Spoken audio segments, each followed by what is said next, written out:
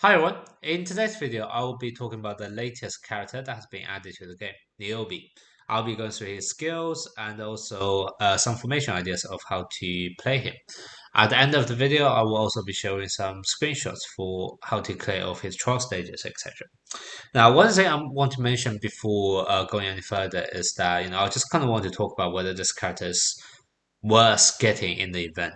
As you go through all of his skills, it's going to be quite apparent that he's only suited for one thing, which is kind of like poison synergy. So it really depends on whether you want to build a poison team. And if so, you can certainly consider getting him. I will talk more about this in the formation section of this video, but even within a poison team, sometimes he may not actually be one of your core members of the team, and you may actually opt to swap him out for some other night. I'll explain why later on. But yeah, so just bear that in mind. If you really want to build a poison team and want to have this flexibility of potentially using him to enhance how much damage you will be doing, then yes, he's worth getting. However, if you're never thinking about getting a poison team, then there's absolutely no point of trying to get him, and you may be better off just trying to get some general resources from the event rather than getting this character. All right. Now let's just go straight into his skills, and I will kind of explain why, even though he has really good synergy, he may not be your first choice in a poison team. Now, starting off with his ultimate, quite straightforward. He is going to poison three knights, and also he is going to stack them with something which is called deep fragrance.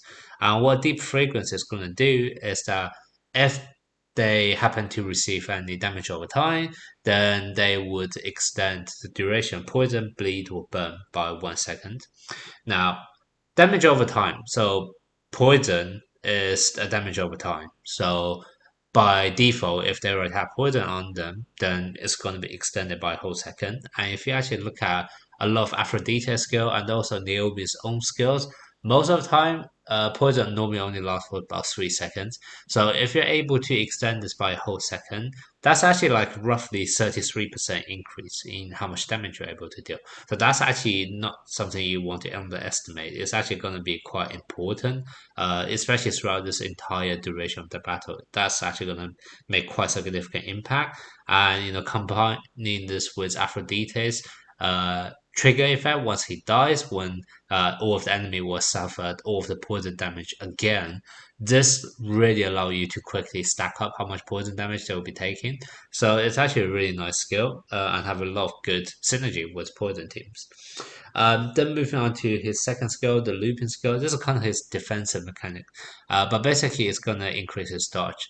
And also this has another additional benefit, which is that while he's activating the skills, if any enemy attacks him, they will also suffer from deep fragrance. So once again, increasing that poison duration by another extra second. So it's quite nice skill to kind of passively extend the amount of poison damage as well. So that's quite nice.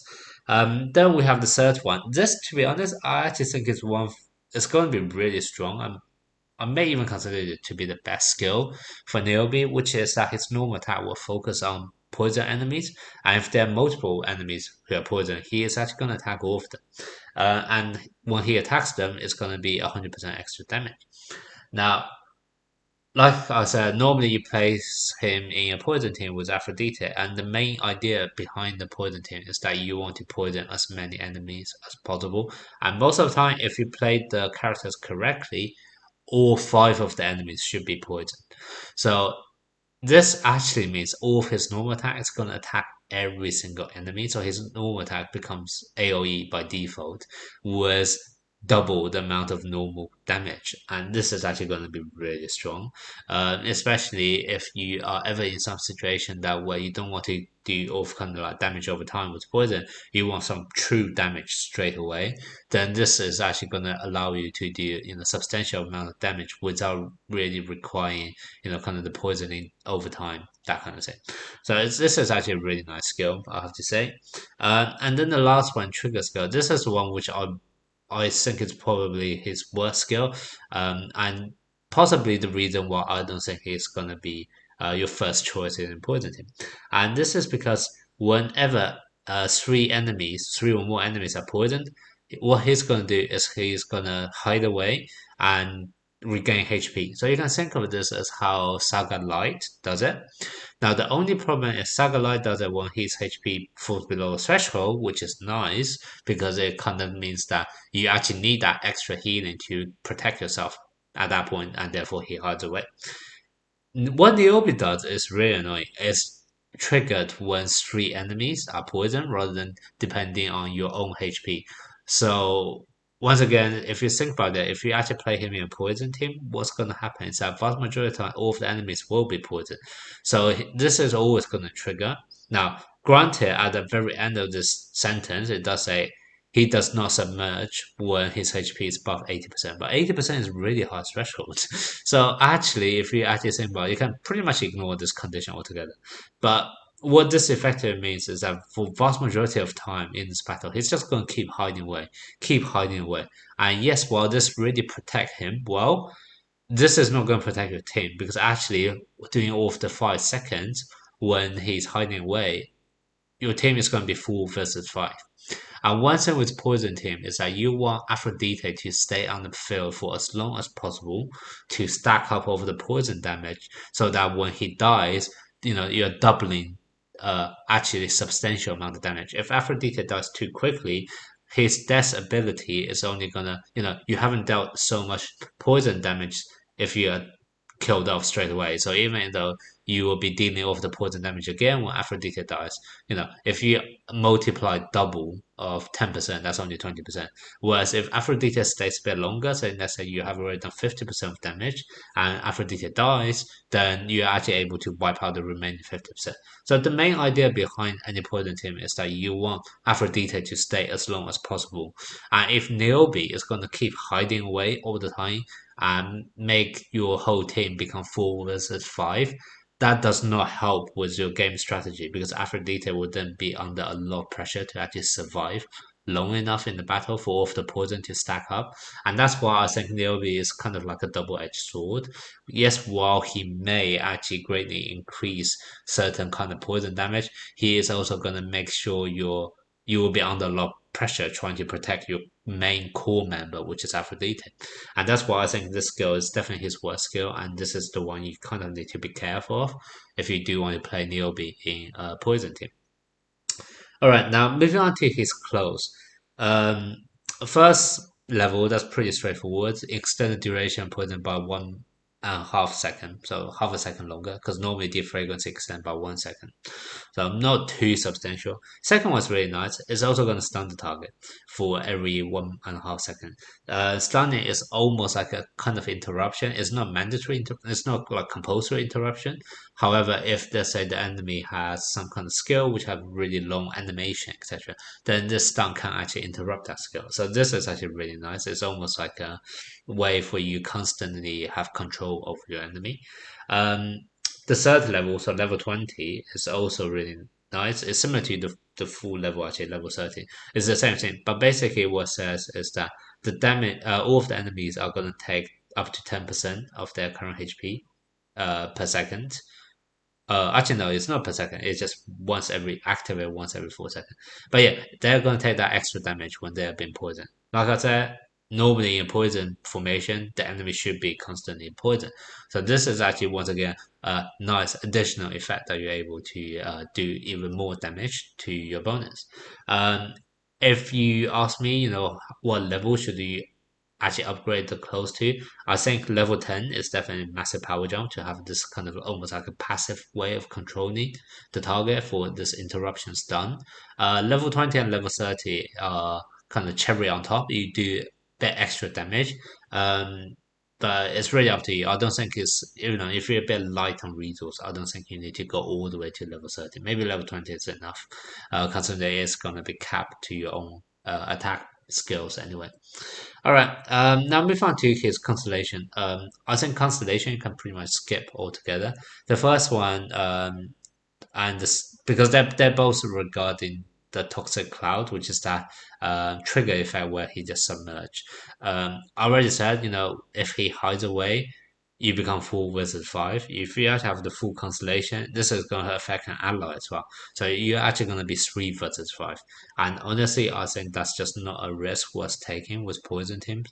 So I strongly recommend you do not do anything with constellation. Just, try to avoid 9 out of 9, to be honest. This is just a really bad constellation. So yeah. So this is kind of what I would suggest for Niobe. If you do want to play him close, level 10 minimum. If you do have the resources, then feel free to go all the way to level 30, but it's kind of up to you. But Constellation, definitely avoid at all cost. Now I'm going to talk about some formation ideas. Now, rather than going straight into Niobe, even though he's the character I want to talk about, I want to first talk about kind of Poison Team as a whole. The idea behind Poison Team is really around kind of Aphrodite. Basically, what Aphrodite is doing is that when he dies, he's able to make sure everyone's poison damage is going to be doubled. So he is essentially going to deal however much poison damage they have already suffered. So if, essentially, like you want Aphrodite to stay on the field for as long as possible, so that when he dies, you're maximizing how much damage all of the enemies will be taking again. Now, with that being said, this poison team is normally gonna be quite expensive because you know what, let me bring out the other core members of Poison Team. So those three are kind of the core members of the Poison Team, and you can lead them full close, full constellation, and that's kind of why it's really expensive. And Poison Team works really well in PvP because your enemies are going to be similar level to you, and therefore your Aphrodite is going to stay relatively longer, and therefore your damage output is going to be really high. In story maps, Aphrodite is just way too fragile. He'll die way too quickly, and therefore Poison Team doesn't work as well in story maps. But nonetheless, let me explain why these three are kind of the core member of Poison Team. I already mentioned Aphrodite, right? He's the one stacking up all the damage and also triggering massive amount of damage when he dies. Now, because you want to have him stay as long as possible, that's kind of why you bring in Moses. What Moses is able to do is reduce how much damage you take for the first 8 seconds of any battle. So that kind of makes sure your Aphrodite is able to survive for at least 8 seconds, and therefore you already have kind of minimum amount of poison you're able to do already at that point. Now, the reason why Aphrodite is up front is that with full constellation, when enemies attacking, they will be 100% poison, and therefore that's very nice. Mermaid Tetas also have a skill which is able to poison enemies, which is her binding coral, and also with full constellation, what she's also able to do is let the person who she links up to, when they get attacked, she's going to release binding coral and therefore poison them. So the way you want to play around with Mermaid Tetas is you have her linking up to one of the characters up front. It can be, say, Moses or Aphrodite, it doesn't matter. If she links up to Moses, then what happens is no matter which of the knights up front your enemy attack into, whether Aphrodite or Moses, they will get poisoned as a result. So therefore, you quickly poison all 5 enemies at once. She can also be linked with Aphrodite. You just need to play around with the power levels a bit, like equipment or constellation. Just play around with that slightly to make sure she links up with Aphrodite. But the idea behind this is that she, once again, because when she's linked up to a knight, she's essentially going to give them her attack and also her defense, etc., and therefore make them stronger, and therefore make sure Aphrodite lasts even longer in the battle. So you can have Mermaid Tetas linked to either of your front lines; they're all fine. Now, the problem with just 3 of this knight here is that yes, they will be able to protect your Aphrodite for the first few seconds of that battle, for the first 8 seconds, while Moses' opening skill is still on. But afterwards, you need a healer. And that's kind of where you need to then bring lots of other knights who are able to somehow preserve your characters as long as possible. Now, within the fire element, unfortunately, the only kind of healing knight is gonna be your Aris Moon. You do have your Krishna, but Krishna's skill kind of overlap with Moses, but Krishna is also putting up a shield, etc. But Moses is already going to protect you for the first few seconds, so that's kind of useless overlap. So therefore, you don't really want to place Krishna. and then you don't really have any other knight. You may want to bring a healer from this water faction, but Athena's the only healer, and to be honest, she's not a very good knight. And maybe most people don't even have her leveled up. So, fire is not the best complement to poison team. Wind is interesting. Obviously, you want to bring Misty, and you can also bring Chameleon June. So I think this works as a kind of poison team. If you want to go wind and water, that works. Or the other one, which I think is even better, is if we go down Earth. What you can do is Hound Asteria and Casa.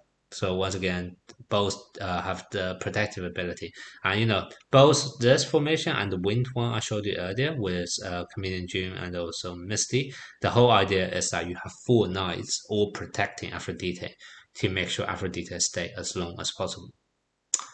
So this is normally what you want to do for opposing team. But now let's think about Niobe, right? Our main protagonist for today.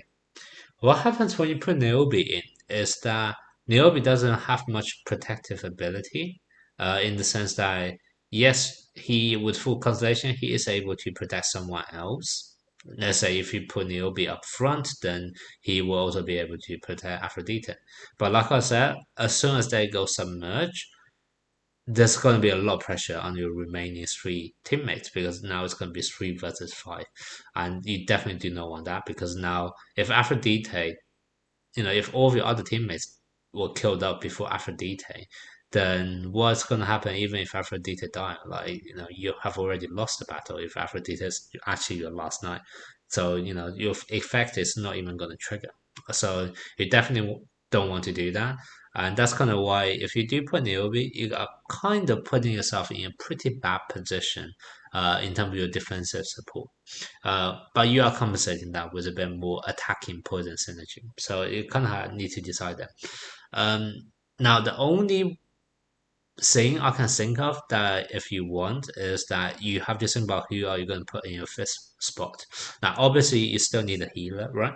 You still want to maybe put Arismu, Hound Asterion, or Misty there. But the problem is you're already compensating on your defensive ability because you are putting Niobe in. So if I just put in another healer in, such as Hound Asterion, I don't think this is going to be doing any better than this formation because this one is really going to take effect of unprotecting your Aphrodite for longer and therefore actually make all your poison worthwhile. This with Niobe, yes, you do a bit more damage, but in long term, I don't think it's actually as good as trying to just protect your Aphrodite.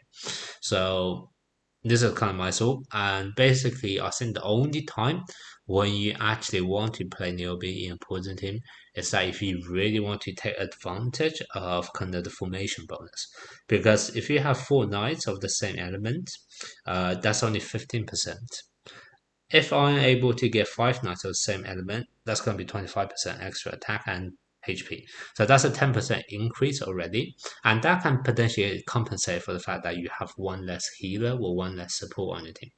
So the only time I can think of that you may want to play Niobe in a poison team is that if you can somehow find a five element formation.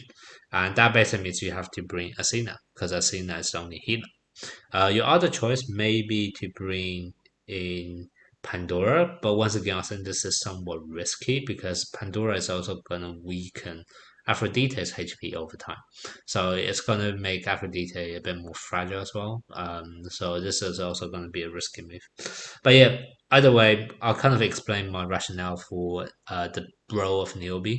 If I'm not going to lie, he is going to have really good synergy offensively with the poison team, but you are definitely trading off on kind of defensive capability here. So I think it's going to be very situational on whether you want to play him or not. And that's kind of going to be my suggestion for this event, which is that if you really want to build around your poison team and have loads of flexibility in terms of the different situation of how your poison team is going to behave. For example, if you are up against a more defensive team, then you may want to bring Niobe for that extra damage boost. Whereas you are facing up against a more offensive team, then you may want to take off Niobe for to bring in two extra healers instead. So Niobe certainly adds a lot of flexibility in terms of poison teams, but like I said, it's not going to be compulsory. So it's really up to you on whether you want to take him in this event. It's nice to have that flexibility, but like I said, it's definitely not going to be a compulsory even for a poison team.